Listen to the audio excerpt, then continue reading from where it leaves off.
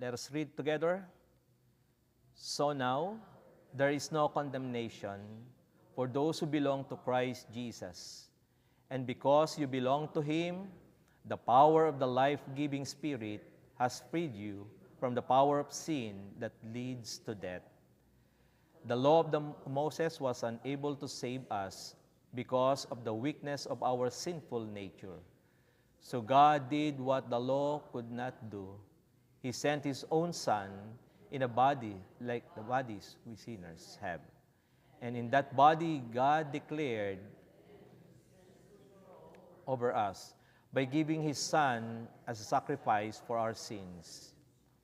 He did this so that the just requirement of the law would be fully satisfied for us, who no longer follow our sinful nature, but instead follow the Spirit. Those who are dominated by the sinful nature think about sinful things, but those who are controlled by the Holy Spirit think about things that please the Spirit. So letting your sinful nature control your mind leads to death, but letting the Spirit control your mind leads to life and peace. For the sinful nature is always hostile to God. It never did obey God's laws, and it never will. That's why those who are still under the control of their sinful nature can never please God. But you are not controlled by your own sinful nature. You are controlled by the Spirit, if you have the Spirit of God living in you. And remember that those who do not have the Spirit of Christ living in them do not and Christ lives within you, so even though your body will die because of sin, the Spirit gives you life because you have been made right with God. The Spirit of God who raised Jesus from the dead lives in you, and just as God raised Christ Jesus from the dead, He will give life to your mortal bodies by this same Spirit living with you. This is the word of God for the people of God. Good morning.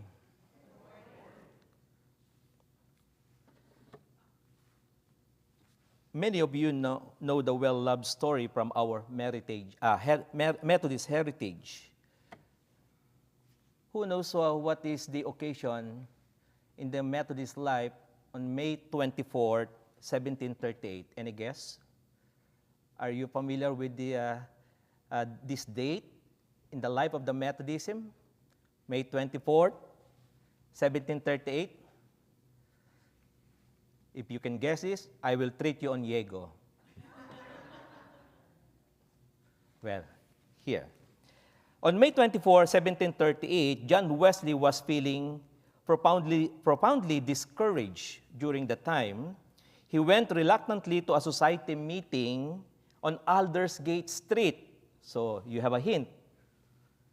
Up to that point, Wesley had tried absolutely everything to be holy. He tried fasting, constant prayer, working as a cross-cultural missionary, and following strict legalistic rules. Yet, John Wesley, his soul remained deeply troubled. And that night, as he sat in the back, someone read from Martin Luther's preface to the book of Romans. Wesley famously recorded that around 8:45 p.m., while the reader was describing the change which God works in the heart through faith in Christ, he felt his heart strangely warm. So the May 24th, 1738, we called it Aldersgate experience. Remember that in your membership class or your history in Methodism? The heartwarming experience of John Wesley in the Aldersgate. So for him, he put his trust in Christ alone for salvation, receiving a profound assurance that Christ had taken away his sins, even his and save him from the law of sin and death. So friends, today, we turn to the very scripture that inspired the historic awakening, the Aldersgate heartwarming experience of John Wesley in Romans chapter 8. If the Bible were a mountain range, book of Romans would be its highest peak, and Romans 8 would be the absolute summit. Friends, this passage moves us from what we think we should do to what God has already done. It shifts us from struggling in old habits to thriving by the Spirit's power. Our theme today, or our topic today, is living worship through the Spirit. In our tradition, worship is never just what happens for an hour every Sunday morning. It is an all-encompassing way of life made possible by the Holy Spirit living with you, with us. So I guess all members of Dwight United Methodist Church are spiritual person. Am I right? Or are you sure? Are you a spiritual person? Is the Spirit of God living within you? How about the others? Are you not a spiritual person? Well, as we look at Romans chapter 8, friends, verse 1 to 11, we find that a life of living worship stands on three structural pillars. First, of course, reading this, we have security in Christ. We are all secured in Christ. And then if we are secured in Christ, we must set our minds on things of the Spirit. And of course, we have been given a new life. New life. Because anyone is in Christ, he is a new creation. The old has gone, behold, the new has come. So we are all new creation. Let me share you the first one. Friends, you are secure in Christ. You know, there's a story of a man who came to church determined to finally get his life together. Before he could expect God to bless him, on Monday, he built a perfect moral plan. On Tuesday, he broke it. By Wednesday, he was already drafting a new plan just to fix the broken one. By Sunday, he sat in the back pew,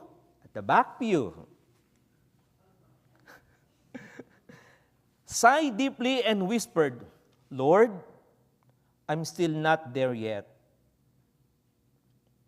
But that morning, friends, the preacher opened the scriptures to Romans chapter 8, verse 1 and read, "There is therefore now no condemnation for those who are in Christ."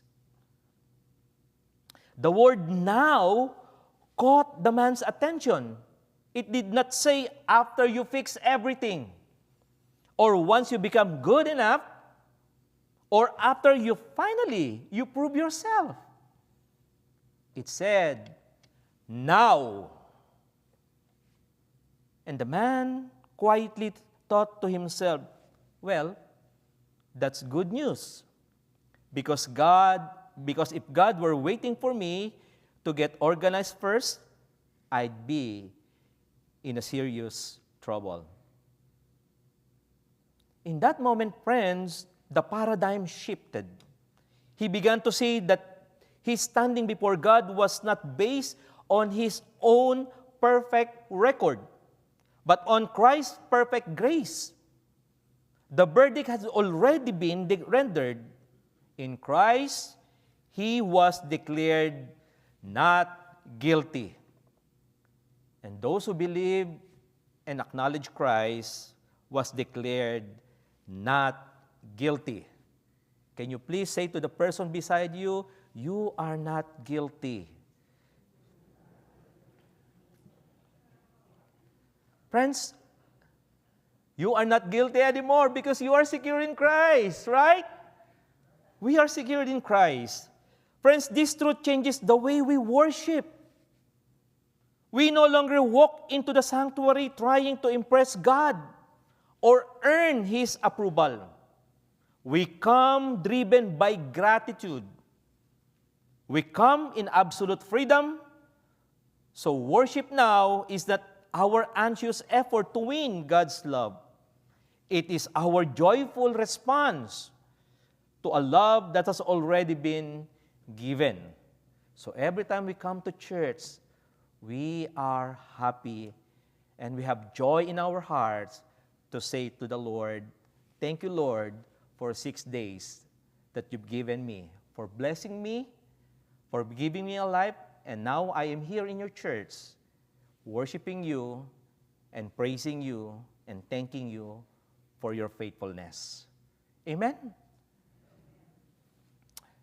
You know, friends, we do not serve God so that He will love us. We serve Him because He already does. When this truth truly settles into your heart, you leave the house of God feeling lighter because your security is anchored in Jesus Christ. Second, friends, set our mind on the Spirit. In our text, Paul moves naturally from the foundation of grace to the orientation of our daily lives. In verse 5 through 8, he draws a sharp contrast between two ways of moving through the world. The flesh, living out of our old, self-centered, fractured human nature. And the Spirit, living out new, God-breathed reality. So Paul writes, for those who live according to the flesh set their minds on the things of the flesh. But those who live according to the Spirit set their minds on the things of the Spirit. You know, in the original Greek language, to set the mind, proneo, is much more than a passing thought.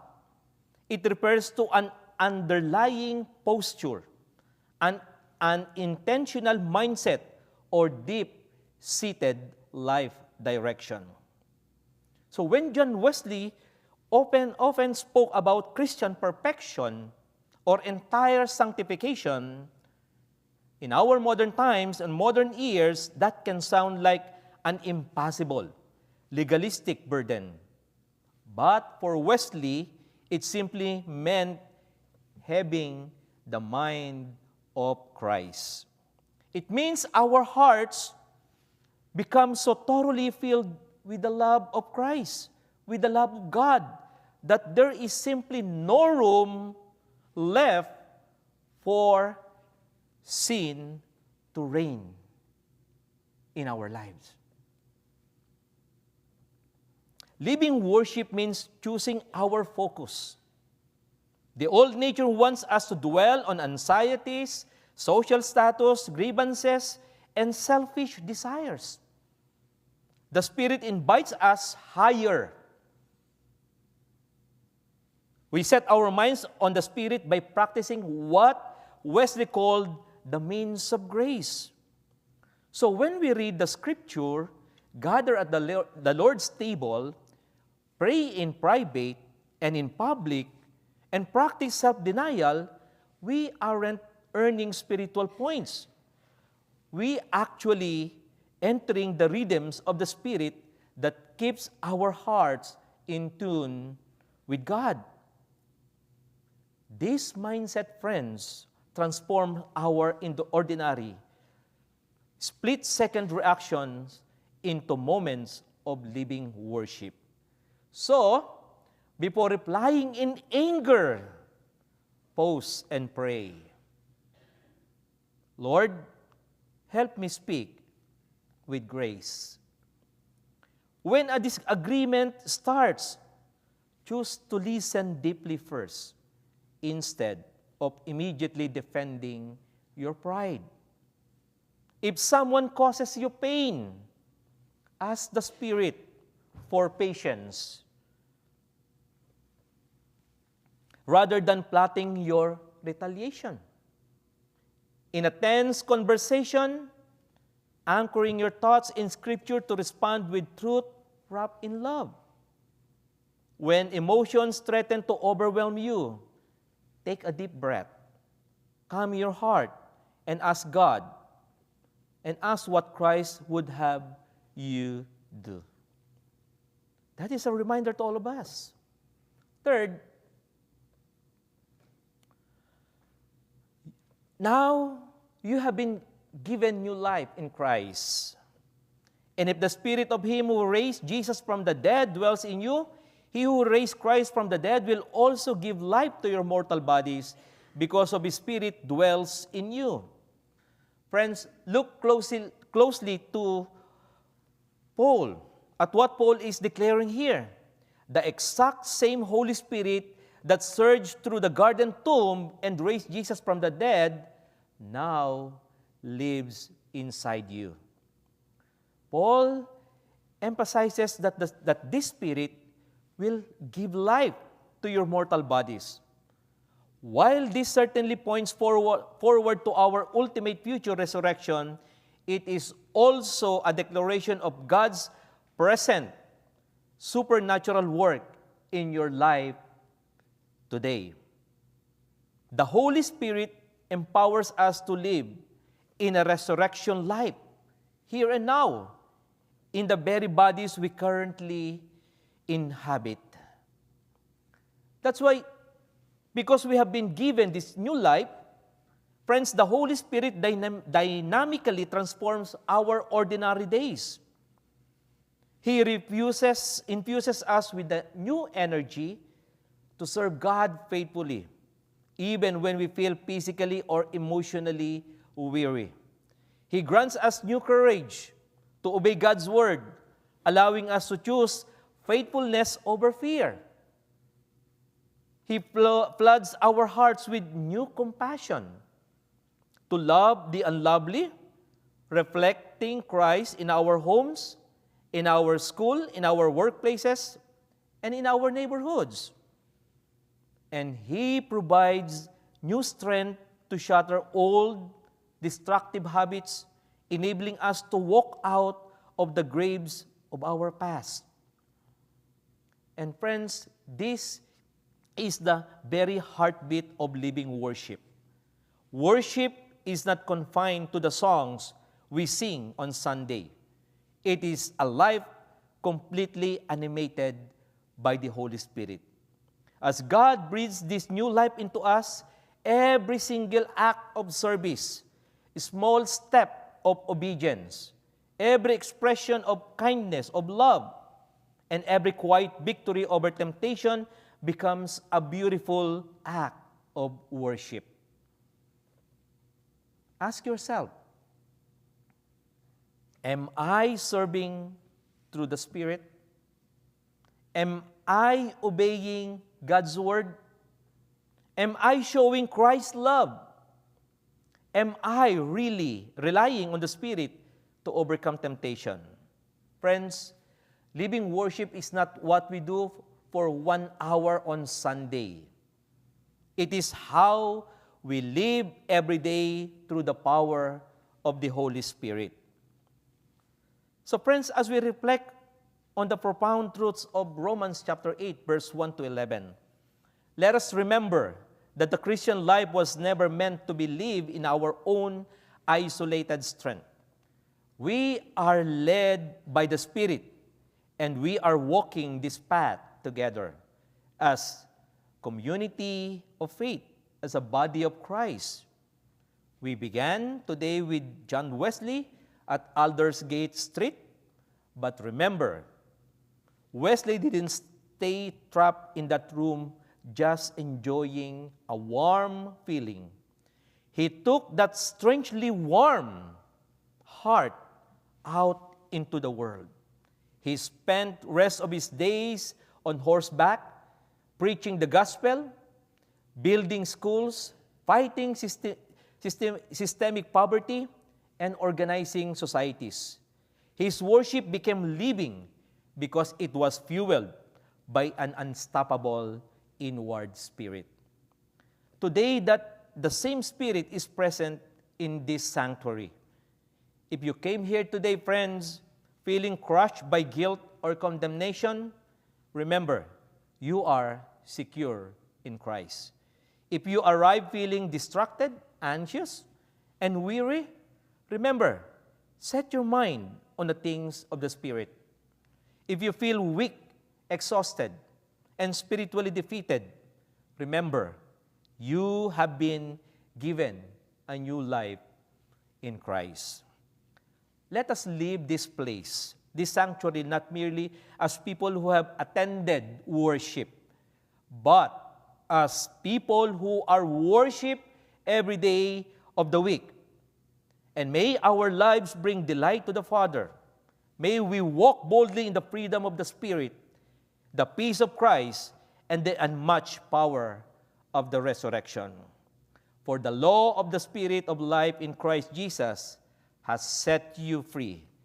Go, beloved friends, and live as the children of the living God, empowered by His Spirit. Amen and amen.